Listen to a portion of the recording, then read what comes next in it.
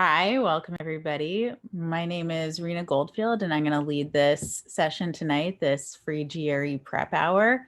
I'm going to start in just 1 minute and wait and see if anyone else joins, and then we'll dive in. But welcome to everybody.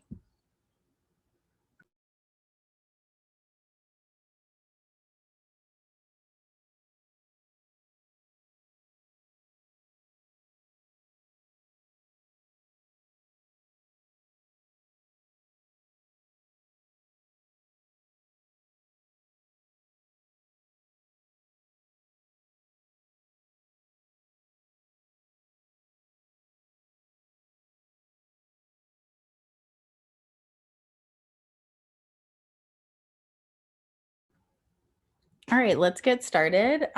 So hello to all. And if you can take a moment and just type into the chat. So you should see somewhere at the bottom of your screen somewhere that says chat. If you could type into the chat to panelists and attendees, there should be two options. Panelists and attendees, say hi, where you are joining us from, and maybe something you enjoy unrelated to the GRE. So hello, hi Yana, great to see you. So yeah, just let me know in the chat. Also, just it's a great way for me to know that you can find the chat. I'm going to go ahead and screen share, and I'll talk a little bit about myself and what we're going to cover tonight while your intros are coming in.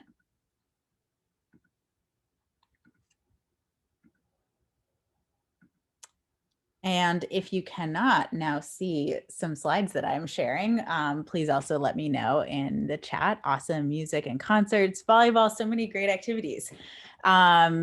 Great to meet you all. So welcome. My name is Rina Goldfield. As I said earlier, I've taught with Manhattan Prep since 2012. So for a long time, and I've worked with, at this point, hundreds of students on both the LSAT and the GRE. And I'm really excited to work with you guys tonight. We're going to use the chat at various moments, and I'll have you send me like your answers to things and your thoughts about stuff. So keep the chat open and keep your eye on it. The problems that we're going to see tonight are all from our 5-pound book of practice problems. So just FYI, in terms of the attribution of the problems, they're all from this book. And if you want to get more practice problems, this book is available at our website, manhattanprep.com, or on Amazon. And that's where you can find the problems that we did tonight and other ones like that. So what we're going to cover tonight, we're going to do a verbal focused session tonight, and we're going to focus specifically on the question type sentence equivalence. And if you haven't seen sentence equivalence problems before, these are problems where there's a sentence or a paragraph with one blank, and your task is to fill in the blank with the correct vocabulary words. And it's words plural. You're picking 2 words to fill the blank, and we'll see in a moment what that looks like. And I'm going to share 2 different approaches that you can use to this question. So 2 ways of approaching them, and you'll see for yourself which resonates more for you. So these are 2 equally valid ways of approaching. I want to share them both with you so that you can determine what works best for you. So the first approach we're going to look at is starting by predicting your own word for the blank. So let's see this in action. Our core steps are going to be, first, we're going to read the sentence, and we're going to identify what I'm going to call the target, the pivot, and the clue. And I'll tell you what I mean by that in a moment. Then, using the target, pivot, and clue, you're going to predict your own word for the blank. And this is all before you look at the answers. Then you'll use a process of elimination to pick a pair of answers. So the first couple of questions we're going to look at, I'm not even going to show you the answers. We're just going to practice these first 2 steps of reading the sentence and identifying the target, the pivot, and the clue, and picking a word for the blank. So this first one I'm going to show you, I'm just going to get my timer up one moment. I'm going to give you 30 seconds just without the context of target, pivot, and clue. I want you to come up with your own word to fill in the blank. Maybe I'll type this up. So I'll show you the question in a minute. So come up with your own word for the blank, and then send your word in the chat. Okay, so come up with your own word for the blank and send it in the chat. Okay, here it is, 30 seconds, go for it.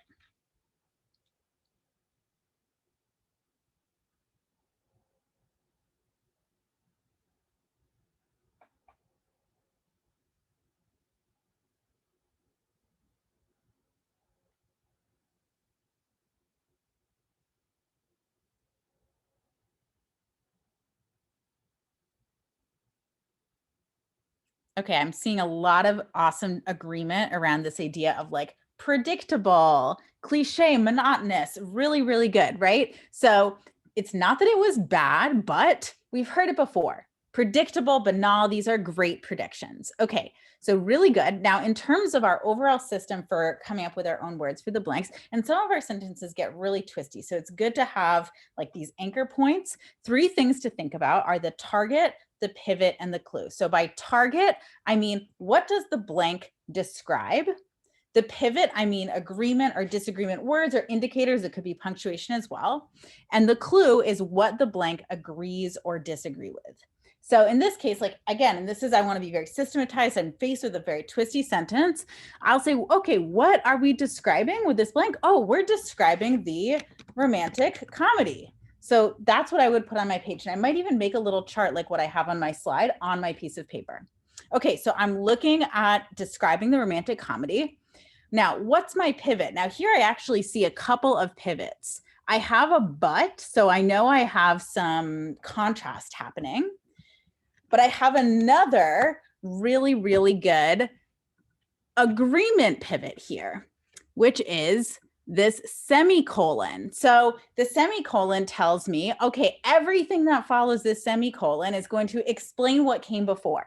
So the whole blank is being explained by this idea that the jokes were things that the audience members had heard before. So we have but, and we also have this semicolon, and I'll note, so the semicolon is a good like agreement indicator, and the but is a good contrast or disagreement indicator. Okay, so what are we agreeing or disagreeing with? Well, our blank is disagreeing with this but.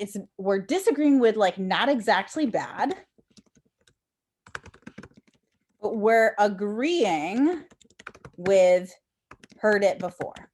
And then we put all these pieces together. Like now we found our core pieces. We're describing the romantic comedy. We're agreeing with the idea that we've heard it before. We're saying it's not exactly bad to come up with our fill-in. And the ones you guys came up with were great. Things like what John wrote, like bland, mundane. These are excellent fill-ins. So for the next one that I'm going to show you, what I want you to send into the chat is not just your fill-in, but I want you to actually write in the chat target, colon, here's what the target is. Pivot, colon, here's what the pivot is, clue, here's what the clue is, and then your fill-in. So I want you to try to use a system of really going through every single component. Great. Julian is ready to go. I'll show you on the next slide the new question and share target. No, I love the enthusiasm. It's fantastic. Target, pivot, clue, and fill-in. Okay, here it is, 30 seconds.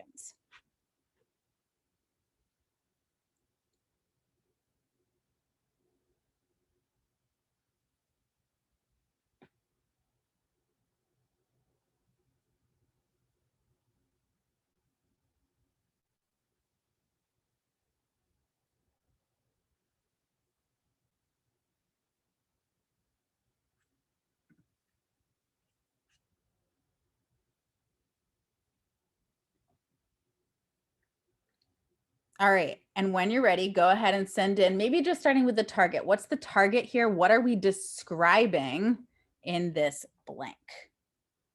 So go ahead and send it in the chat.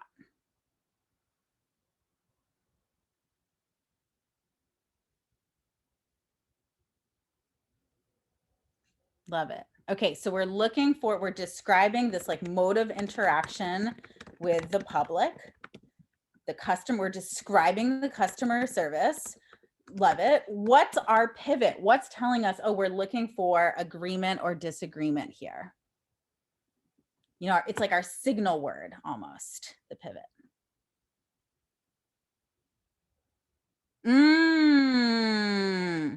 Very good. Okay, Carly and Richard, right on. Even.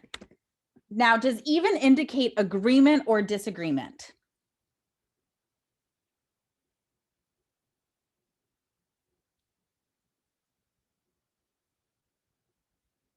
Great. Okay, right? Like disagreement, but the certain flavor of disagreement that's like, all right, we expect this and it's going to be even more extreme. It's almost telling us it's like whatever we're looking at plus more. Like even for someone with a sweet tooth, Shirley was amazed at how much ice cream Bob ate. Like Bob went even further. So it's like taking whatever we're looking at and putting it to 11.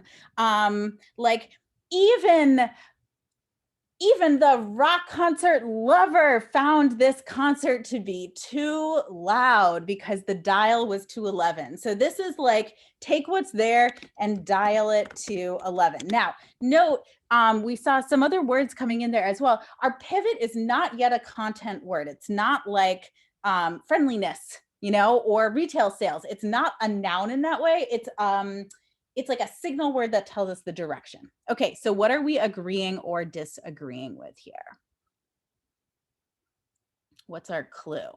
What are we surpassing with this even? Great, awesome, Joe, right? We're going to be going above and beyond for friendliness. So our fill in here, we can reuse friendliness in a really good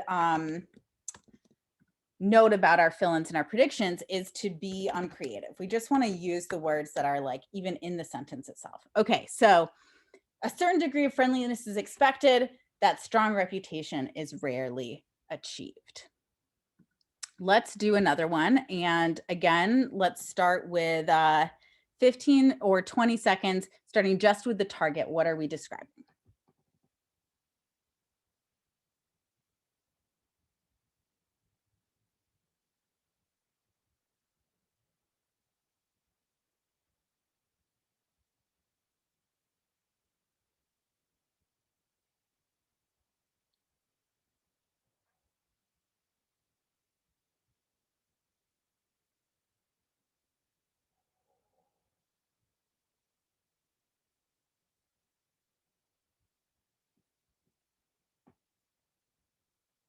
Very good.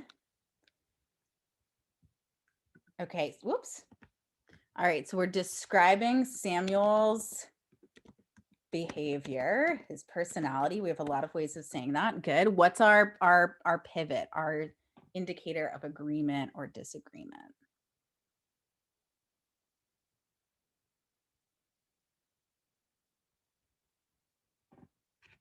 Awesome. Right? We have several. We have but rather. So not this, but rather that. And we have not. Okay, very good. What are our other clues in here? What are we going to be contrasting given these disagreement clues of but rather and not? What are our clues?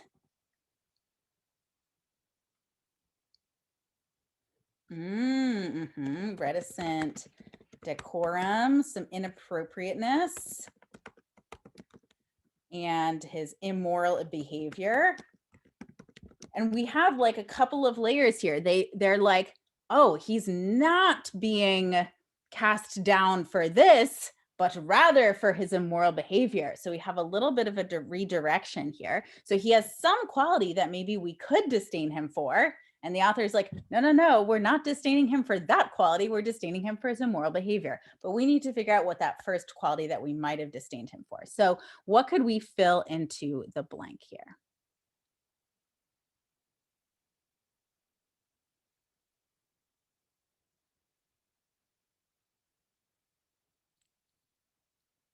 Richard, I can see you're already using some really good GRE words in your fill-ins. Garrulous, that's like a word you'll see on the GRE. Okay, very good. Now, one thing I really like, I'm going to put up here garrulous. And I'll tell you guys in case you're not yet on that flashcard yet, this means talkative. So garrulous means talkative. And I think this is a really great, very specific fill-in. So shout out to Richard, that's great, because we are contrasting in this particular blank. He's disdained not for this nature, which was inappropriate at times that called for more reticent decorum. So he was inappropriate at times. And here we have sort of another GRE word, at times when he should have been more quiet. So he was inappropriate by not being quiet. The moment called for quiet. You know, we were at a funeral. We were having a moment of silence and he was inappropriate. So what was he? He was loud. He was disruptive. He was, love it, Julian, like loquacious. That's another really good GRE word here. Excellent. So we want to be very specific in our fill-in. There's all kinds of like negative qualities that could work in this, but we want to think, what do we have proof for? We have proof for contrasting this idea of quietness. Okay, let's do one more like this, and then this one, I'll then show you the answers for that. So we've now gotten a lot of practice with predicting. We're going to do one more with the prediction, and then we'll pivot, to use the word I've been using, into seeing the answers as well. So here's another one, but again, starting just with reading it and sending in the target to begin.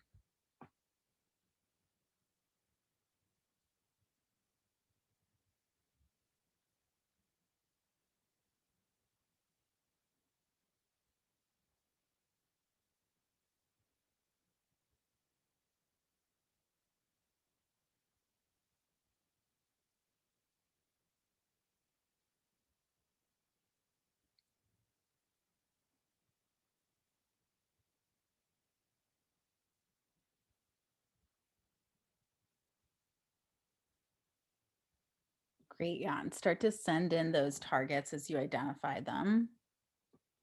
What are we describing? Great, right? So getting very specific here, the boy, but not just the boy, but his actions and behaviors with the sitter. And this is tricky where we have our blank as a verb. So sometimes it's a little easier to identify our target when it's like an adjective, and it's like we're clearly describing the sun, you know, but here, okay, we're describing an action here. Okay, so the boy's behavior. What's our pivot here? Excellent. Although, very good, Kristen, Caroline. What are we agreeing or disagreeing with? What's this? And this is a good contrast pivot. So what are we agreeing or disagreeing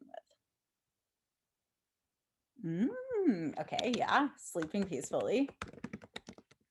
Very good. Okay, so we're contrasting sleeping peacefully. What might we predict for the blank?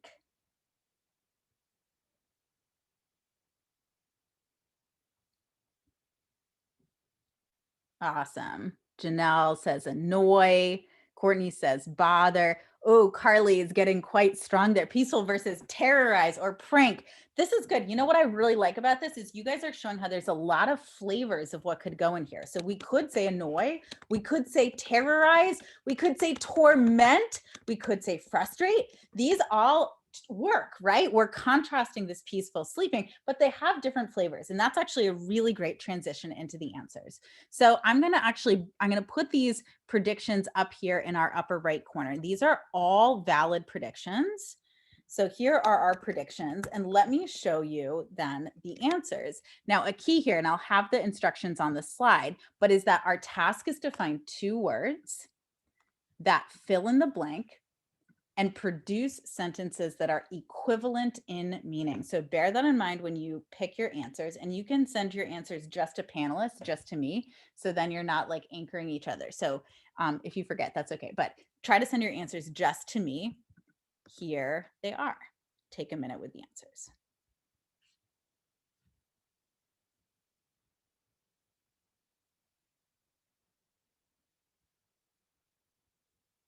Remember, you're picking two answers.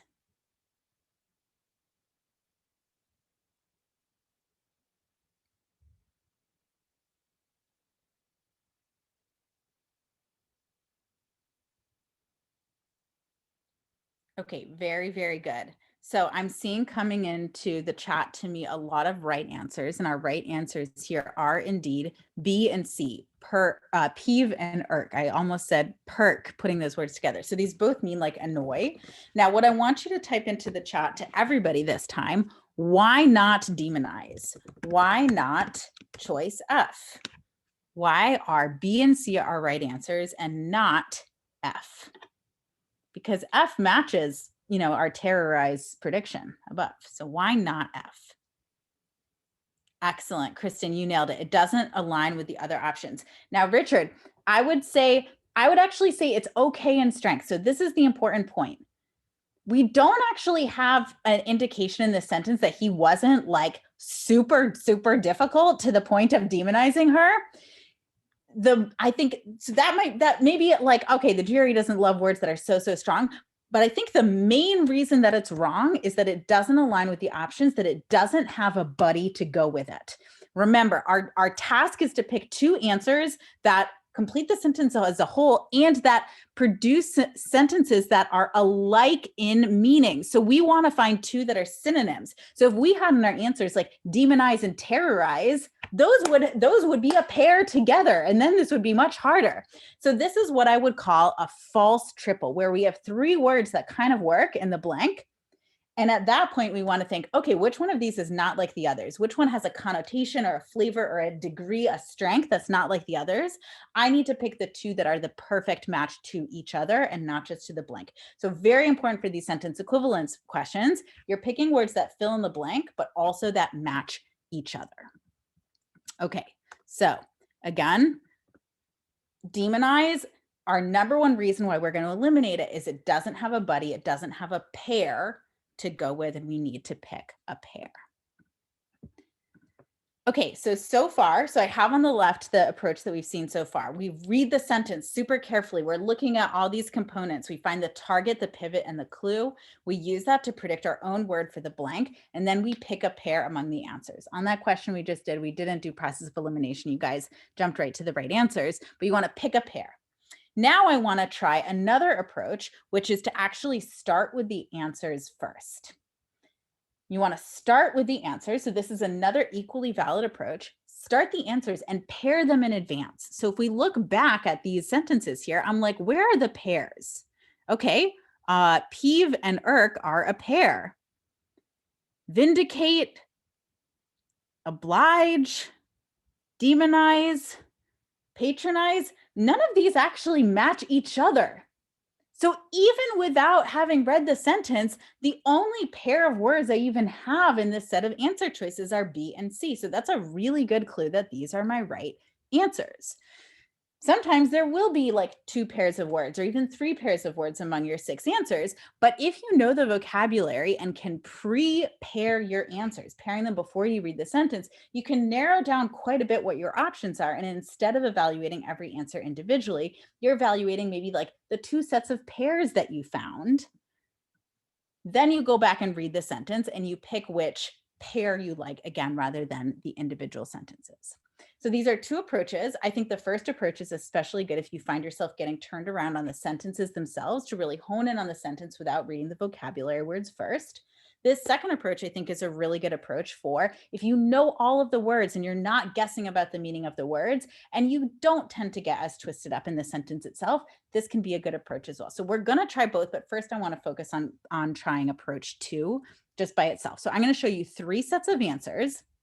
And in these answers, I'm not giving you the questions yet, so it's just the answers.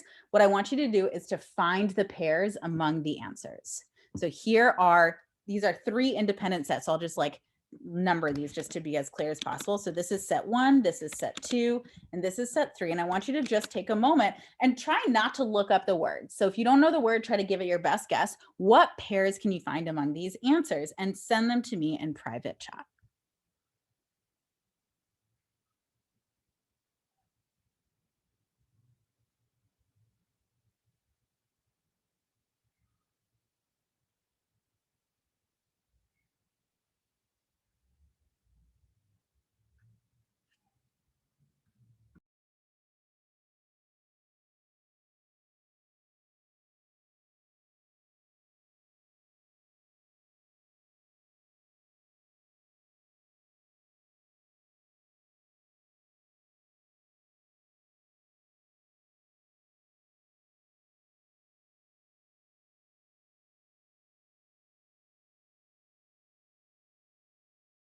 And remember, there might be more than one set of pairs in the answers. So if you found one, still look and see, oh, maybe there's another pair among these answers as well.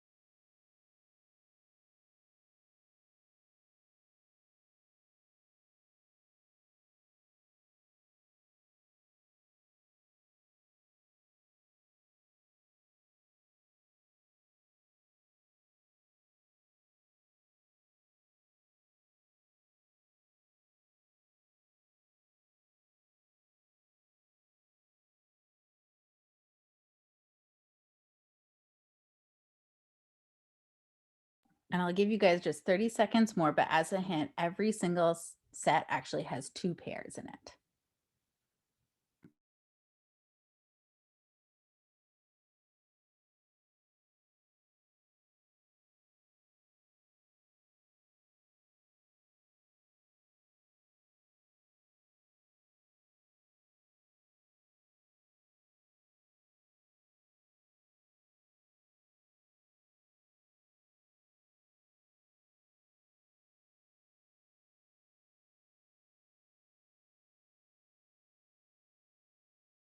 All right, tons of great pairs coming in. I'll tell you guys what our pairs here are.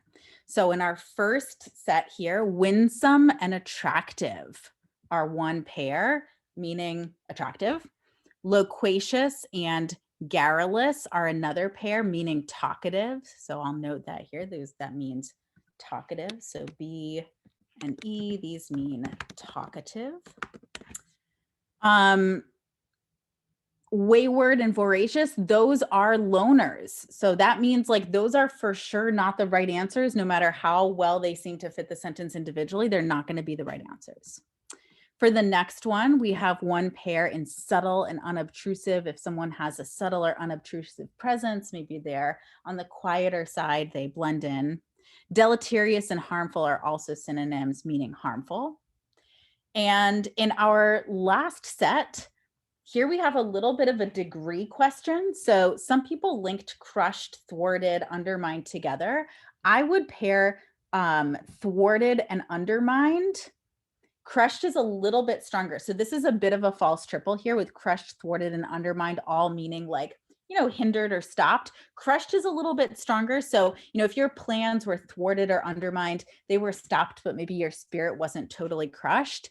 And then I would actually pair crushed and walloped. Like if you crushed or walloped your enemy in the Magic the Gathering card game battle that you had, you like really did them in.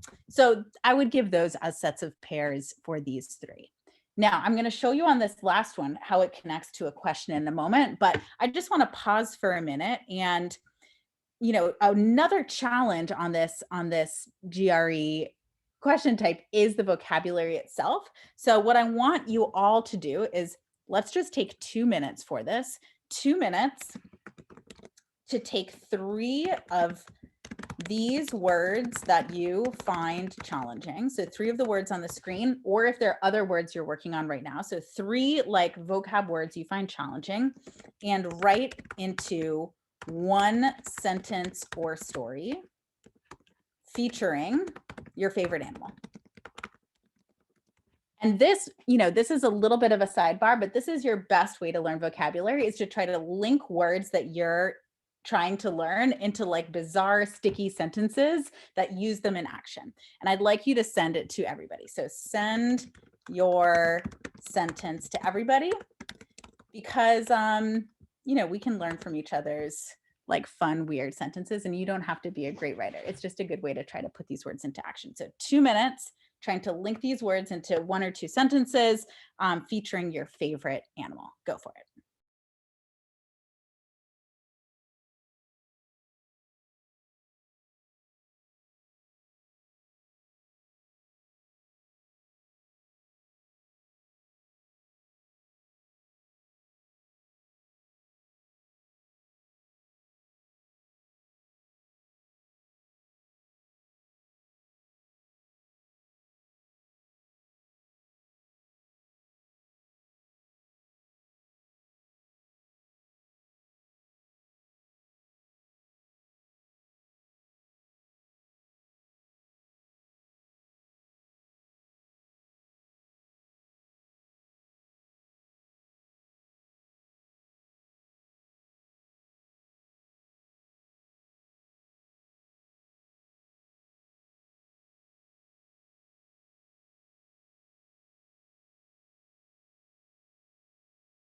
Joe, I love envisioning this winsome white tiger. Like, it sounds beautiful.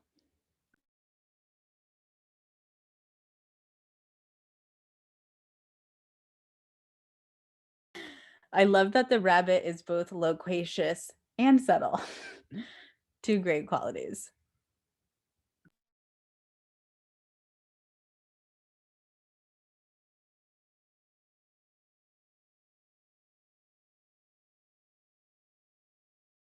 Julian, I love the idea of being walloped by beauty. Like, oh, I'm just so struck that it wallops me. That's really beautiful. And the loquacious pig, this poor talkative pig. These are so good. Okay, 20 more seconds. These are excellent, you guys.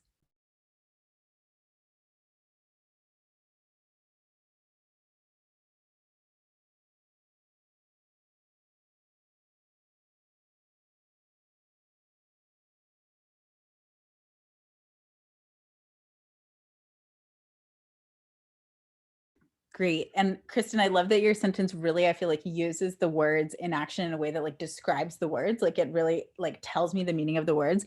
Lauren, yours sounds very true to life, perhaps. Like I can really envision the situation of you just watching this webinar right now while dog sitting. Very good. Okay, really great work, guys. So now let's think, okay, we've practiced this technique of preparing the answer choices. Let's see it in relation to a question. So I'm going to show you the question that connects to our last set of answer choices and send to me, just to the panelists, what are you going to pick? Oh, right. And remember, we're going to be aware of the false triple of the one that's not like the others. What are you going to pick for this sentence? Go for it.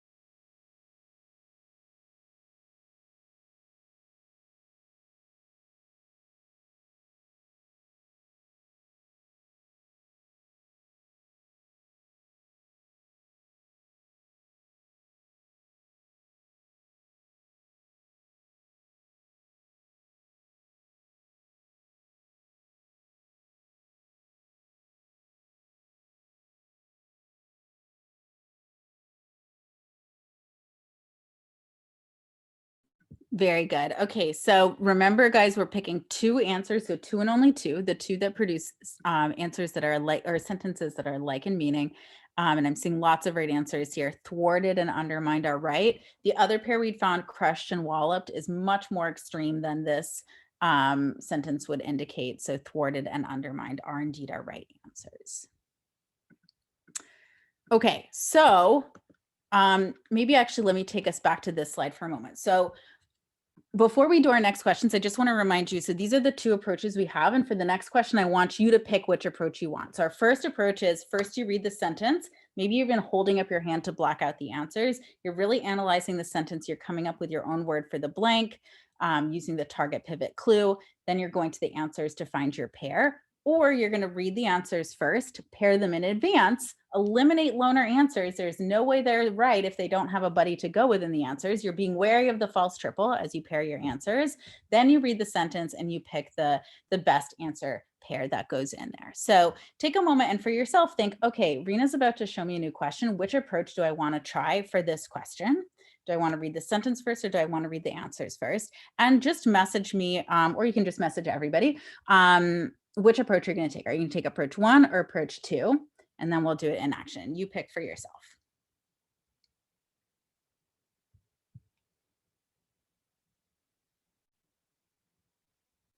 Great.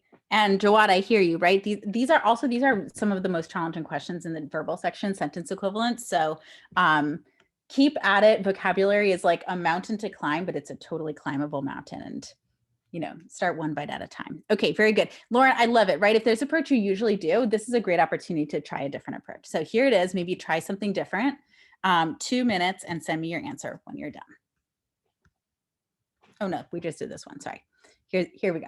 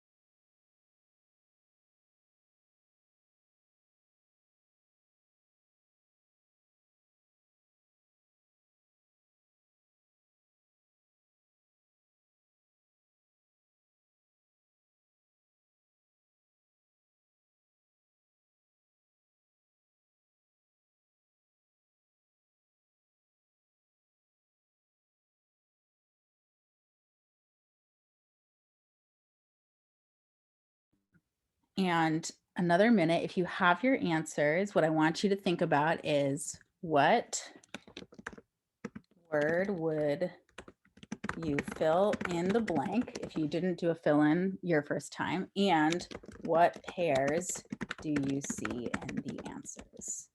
Okay, so be ready with that. One more minute for finishing answering the question or thinking about these two things.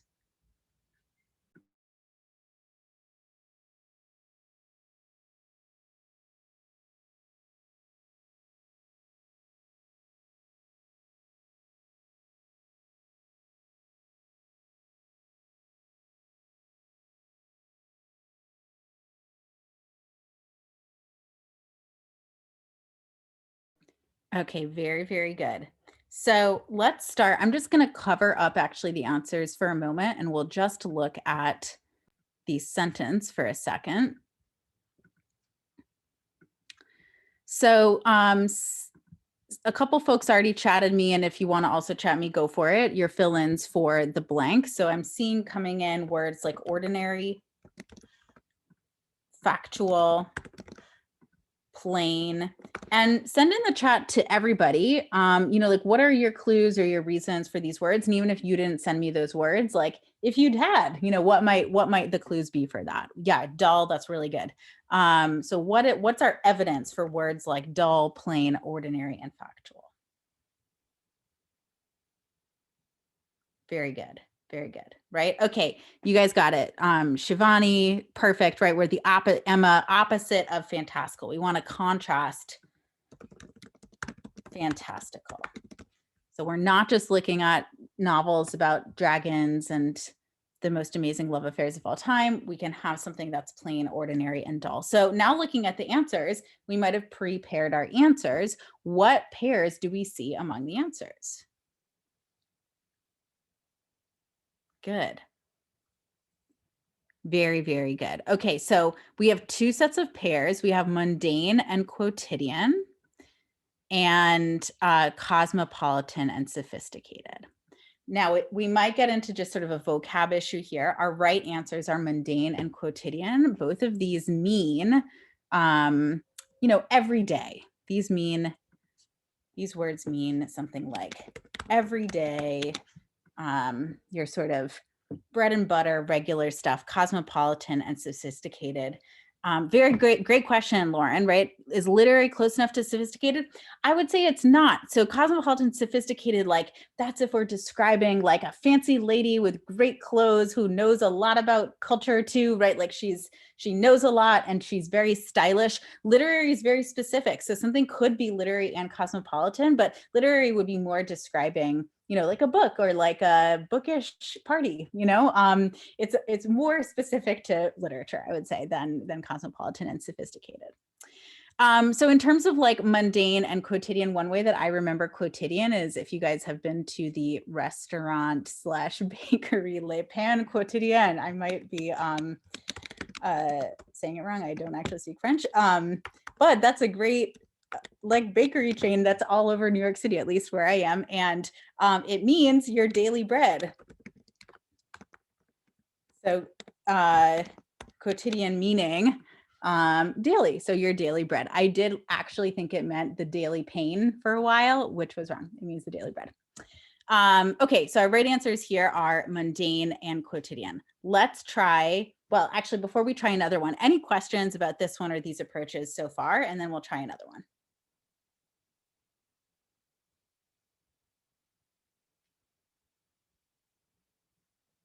Okay, thanks, Kristen. All right, if you have other questions, put it into the chat, but here's another one. And again, this time I want you to pick a path. I'm either going to read the sentences first or I'm going to read the answer choices first. You're going to pick which one you're going to do. Here it is.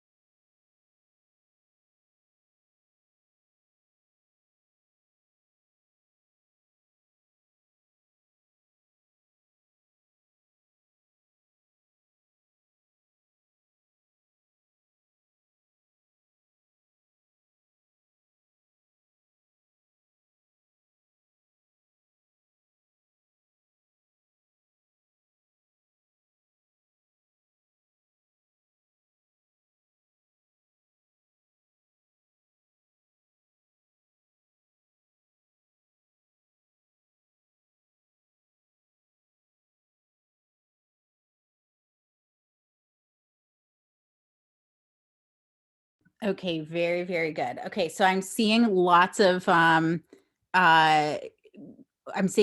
really good notes coming. It's still flowing in. I'm sorry, I'm slightly distracted by all these great points coming in. So let me scroll up. So I'm seeing some great fill-ins because I put on the slide when you're done with your answers, like, what would you fill in and why? So I'm seeing from Joe, getting to the point. Very good, getting right to the point. Jawad is saying right to the crux of the issue. Excellent, Jawad. That's right on. The main point, Lisa is saying, right? We want to get to the main point of at issue.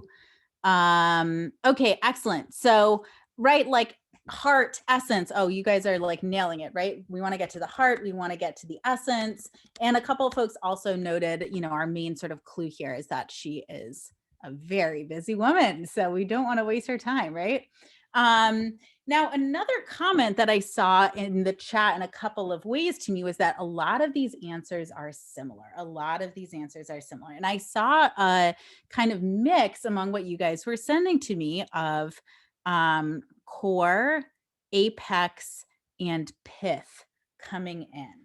So what I want you guys to take a moment and think about is best you can with this vocabulary here. Which two feel like the best fit and why? Like, why not the other one?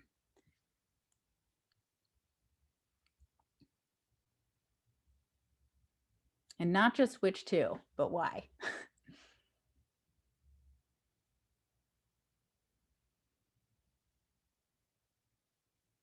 Good. That's right. Okay, great. So Courtney sent something to me in the chat that's right on. Yeah, right. That's right, Sarah. Okay, so C and E are the right answers. Core and pith are the right answers. Now, apex isn't a bad answer, but it just means something a little bit different, right? Yeah, as Richard's saying, core and pith bring closer. Apex, nice, Tiffany, describes more of a physical location. So this is the highest point is what apex means. And it's really tempting, right? We're getting to the point of the issue, but it's more of actually like literally like, I would actually pair it better with culmination. It's like the peak, the pinnacle. It could be the physical peak, or like the apex of her life was when she was finally awarded the long overdue Oscar or whatever. It's like literally the highest point, as opposed to this idea of like that heart or essence. Very good. Great. Okay. So Danielle is saying, why not B, right? So conclusion is almost like this mirror image of the apex where it's describing a very specific moment. So it's not quite so much the core as it is, it's like the end. So the conclusion of the movie might not be the most important part of the movie. It's just the ending of it. So conclusion indicating more of the end. The other thing I would say about that, Jennifer, for conclusion is it doesn't have a buddy. So we need buddies. So Genesis and conclusion. So Genesis meaning like the very starting point, like the book of Genesis is the creation of the world. A genius, same root, a genius like creates brand new ideas. So Genesis is the beginning of something brand new. Conclusion is the very end. Apex and culmination both mean the high point. Core and pith both mean like this heart, like the heart of the matter or the core. So here we're seeing just these subtleties of the connotations really, really mattering. And that's what's going to get tricky in these questions is like the subtleties of the connotations. Very, very good. One way that I like to remember apex, just to share, and I feel this way about a couple of similar meaning words, is I think of it as like actually literally a huge letter A. So I'm like, it is the, whoa, didn't mean to have that last line there. Okay, let me try that again. Okay, so it's like this huge letter A. So I think of like the word apex, and I think of this letter A. This might be very specific to me, so this may or may not be helpful to you, but I think of this huge letter A that is like a mountain. And I'm like, it's this point here. This is the apex, that little top of the mountain. That's how I remember that word. And I do the same thing for the word acme, which also means the high point. Like I picture this mountain, which is composed of a letter A. And I'm like, oh, that point at the top of the letter A, that's the acme, the top point of our mountain here. Okay, very, very good. So again, to summarize, we have these two approaches here, and now hopefully you've tried both or seen a little bit of both. So one is reading the sentence first, really precisely thinking through what am I looking for in the blank, the target, the pivot, the clue, and then going to the answers. Or approach two, reading the answers first, thinking where are the true pairs here and eliminating loner answers, and then pairing them back with the sentence. And I saw some comments coming in of how the second approach was helpful as a way to actually like weed out tempting wrong answers, because you're like, wait, that's not a pair. So I'm glad that that was helpful. Any questions about these two approaches here?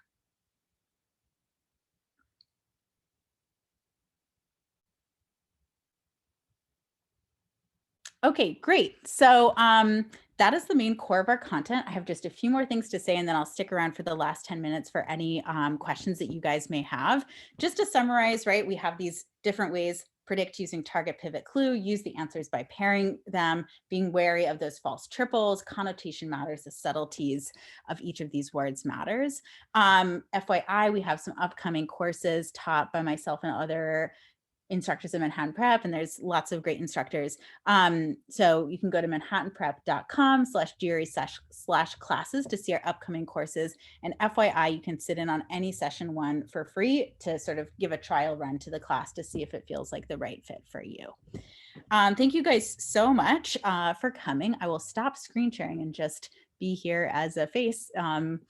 And if you have any questions, go ahead and type them in the chat about your studies or any of the stuff we saw or other things. Otherwise, I hope you have a great rest of your night, and great to meet you all. Thanks, Kristen.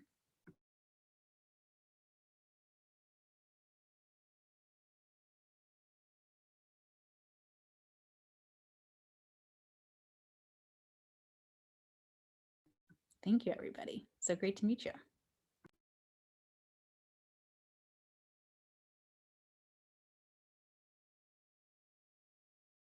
Yeah, Joe. Oh, that's a great question. All of these are on our YouTube channel, as well as we have other good stuff on YouTube too for studying. So let me actually grab the link, and I see some other questions coming in, but let me grab the link to our YouTube channel 1 second. Because these are all there. Okay, oop, there it was starting to play. Okay, so here's, I'm putting it into the chat. That's a link just to our YouTube page. And that has all of these past sessions, as well as we have like a word of the day series that are like really fun, short videos on different vocabulary words that people like a lot, as well as some other studying videos. Okay, so in terms of vocabulary, Jawad, what I would recommend, so what you want to aim to do, and I'll type this into, yeah, okay, great question. So you want to aim to learn 30 to 50 new words per week. I'm putting this in the chat. And that's because more than 50 words, you're not really going to retain for, you're cramming it and you'll just forget it. So 30 to 50 is like a good ambitious number of words to be aiming for. That's not too much, but not too few. What you want to aim for, knowing, I would say, Krishna, how many words should you be able to learn? So Manhattan Prep has 2 word lists. We have our essential and advanced word lists, and actually, like, the advanced words aren't necessarily harder, they just don't show up as much. So the essential are the ones that show up more. Each list is 400, no, actually it's 500 words. And I would aim to learn the essential words. Now, I promise you, you already know a lot of those words, so it's not literally 500 new words, but there will be a bunch of new words. So that's what you want to aim to learn. So there is like quite a bit of vocab studying to do for the GRE, like that's just a fact, but it's really concrete. You really just need to make flashcards. Like I don't mean to say it like it's easy, but it's totally hard. The good news is, though, that it's a really tangible set of things that you can memorize using flashcards. So you're making those 30 to 50 new flashcards a week, or using our app, or we have great physical flashcards that you can buy too. There's lots of existing flashcards out there too, and aim to learn those essential words. Okay, great. Reading comprehension, Tiffany, unfortunately, we do not have a specific reading comprehension course. So our full course covers reading comprehension, but it also covers other material as well. I would suggest, though, Tiffany, like for reading comprehension, a lot of it is just practice, and you don't necessarily need a course for that. So if that's really just the area that you need to work on, having some kind of accountability system where you like make sure that you do 4 short passages a week at least, and then 1 timed section, like, and do that over time. Just that repetition is going to make a big difference. Yes, Carly, actually Manhattan Prep is owned by Kaplan, so we have a connection. Great. Okay, if there are other questions, I might have missed them, so put it again. If I haven't answered your question yet, put it in the chat again because I lost it in the sea of questions.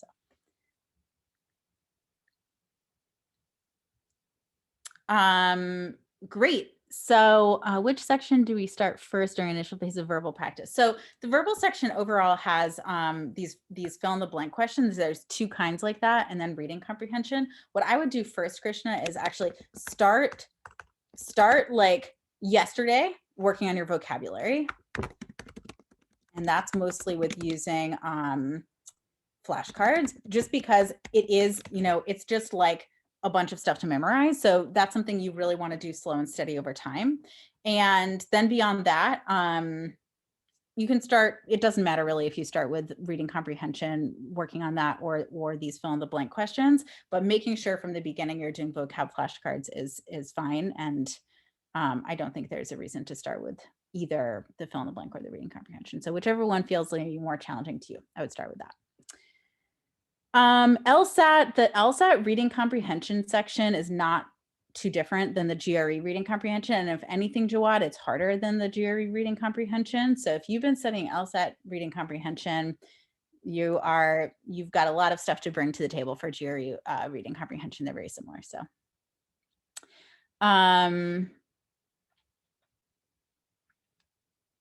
if you've mastered the 400 words, oh, you can definitely start studying, definitely start working on those. And then if you've learned all 400, go to our advanced pack as well. I don't think one has to do the advanced pack, but if you want to know every word you see on test day, then do the advanced pack also. I learned all the 1,000 words between the essential and the advanced pack when I was studying for the GRE. I took the GRE twice. I knew every single word I saw both times on the GRE, like every single one. So if you want to know all the words, you want to learn 1,000 words, you don't have to know all the words though. And I would start now working on the filling in the blank, because another part of the challenge is understanding what you're looking for in the blank. It's not just the words, it's like the twisty sentences. So I would start applying them. Yes, it was a task. This was back when I was commuting a lot in New York City, and I would just like sit on the subway with my flashcards. Yeah, so Krishna, definitely work on applying it. John, can you clarify your question? I'm not sure what you mean of like how it fits into the difficulties with vocabulary. What do you mean by that?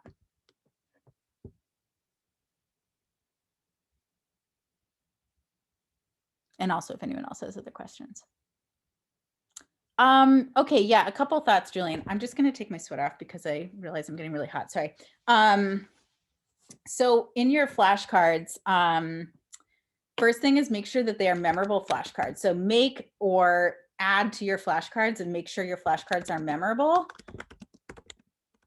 So that means it's not just the definition. So it has the definition, but also like an explanatory, like a sentence in action, a sentence using the word. So have a sentence, try to think of sentences that are funny and weird and memorable. Like that'll actually help you remember them.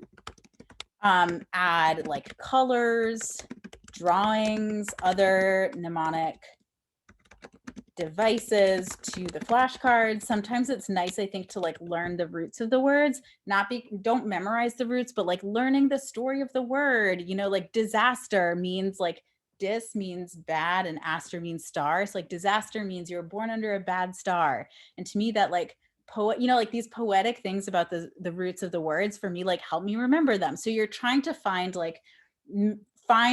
basically the summation of like what the good flashcard is, like find many connections around the word. Then you want to review in spaced repetition. So we all know that like cramming doesn't work, like we all crammed for some test in high school and forgot everything within a week. So you want to review in spaced repetition. So what that means is you're not doing it all in one block. You're doing these words for a little bit, and then you set them aside and then you come back to them. So I would have a couple packs of words that you rotate on a schedule so that you're not just looking at like the same 5 words and then never looking at them again. You're looking at those 5 words maybe on Monday, and then a different set of 5 words on Wednesday, and then a different set of 5 words on Friday. So you kind of rotate through your cards and slowly adding some and retiring them, and make sure you see each word 4 times in your review before you retire it, and only retire if you like got it right all 4 times. So you're making really memorable flashcards, you're reviewing them in spaced repetition, and then the last thing, like I had you do when I had you make a sentence with multiple words. So link words you are learning in stories or sentences. And it's this idea of the more connections that you make, the better. So if there are several words that you're struggling with, how can you actually combine them into one unusual story? This active combination is a really good way to learn.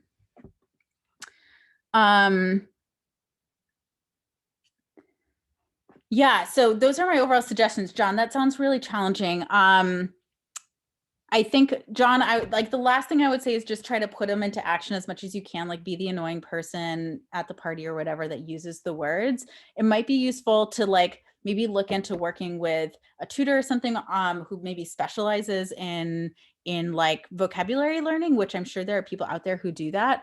But because it sounds like you're encountering some challenges, but I would just maybe add to your list of just like really try to use them in action. Jawad, I really do think it is enough Manhattan Prep vocabulary. Like I said, I learned the words in the Manhattan Prep list, and I more than knew every word I saw on the GRE. So I think it's more than enough.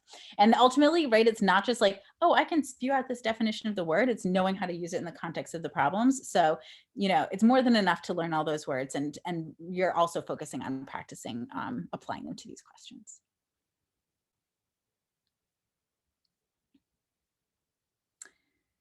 All right, thank you guys. It's about the top of the hour.